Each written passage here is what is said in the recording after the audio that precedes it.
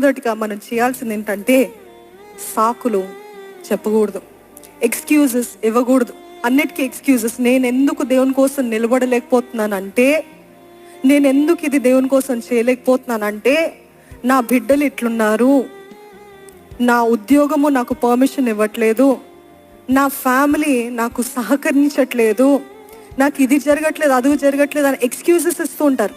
ఎందుకమ్మా ఒకప్పుడు అంతగా నువ్వు ఫైర్గా ఉండేదానివి, ఏమైంది నీకు అని అంటే, ఎప్పుడైతే ఉద్యోగం వచ్చిందో నేను దేవునికి దూరం అయ్యాను, ఎప్పుడైతే వీళ్ళు నా జీవితంలో ప్రవేశించారో అప్పటి నుండి నేను దేవునికి మెల్లమెల్లగా దూరంగా వెళ్తా ఉన్నాను. ఈరోజు నిజంగా ఆ సాకులు ఇస్తున్నట్లయితే జాగ్రత్త. ఎందుకంటే సాకులు ఇచ్చేంత వరకు దేవుని అగ్ని మనలో రగులుకోదండి. ఎందుకంటే సాకులే అడ్డుబండగా ఉన్నాయి. దేవుని అగ్ని దించుతున్నాడు, దిగి వస్తుంది. ఆలయంలో ప్రార్థిస్తున్నప్పుడు, ఆరాధిస్తున్నప్పుడు, సాష్టాంగ పడినప్పుడు ఆయన అగ్ని అలాగ కుమ్మరించడానికి సిద్ధంగా ఉన్నాడు. అందరిపైన కుమ్మరిస్తున్నారు, నాకు రావట్లేదు.